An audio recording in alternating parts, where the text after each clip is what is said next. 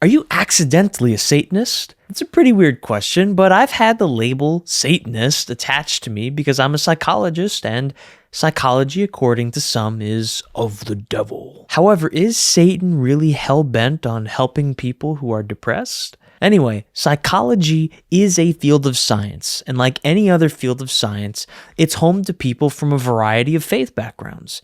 Yes, there are non-Christians, but there are also Christians. For instance, Juan Luis Vives, who is considered to be the father of modern psychology, was a Christian scholar. In a handbook series on the Christian tradition, it's argued that Vives believed Christians are urged to imitate their father in seeking concord and love and driving out hatred, and thus receive their great reward. René Descartes, famous for the phrase, "I think, therefore I am," is another person considered a founder of psychology. Oxford Research Encyclopedia of Psychology says, "Without both dualisms of mind and body and life and mind, it's difficult to envision how psychology as a special science distinct from anatomy and the life sciences could have emerged.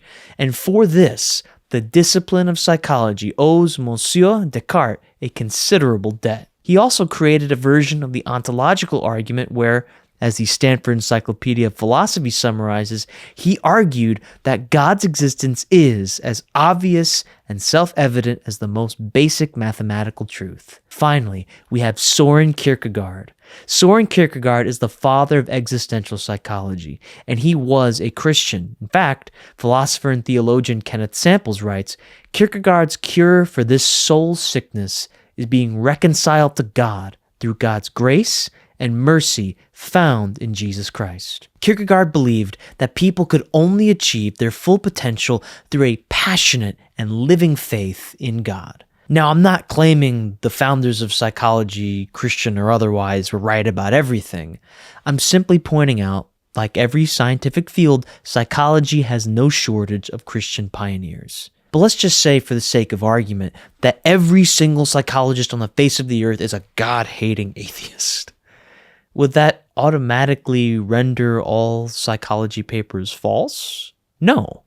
As one of the founders of Creation Ministries International, Dr. Carl Wieland said, "Just because something is inspired by evolutionary thinking doesn't mean that thing should be rejected automatically. In logic, that is known as committing the genetic fallacy. All truth is God's truth, and that would include psychological truth." On that note, you can check out the free book on Kierkegaard's Christian psychology in the description, and remember, the truth saves.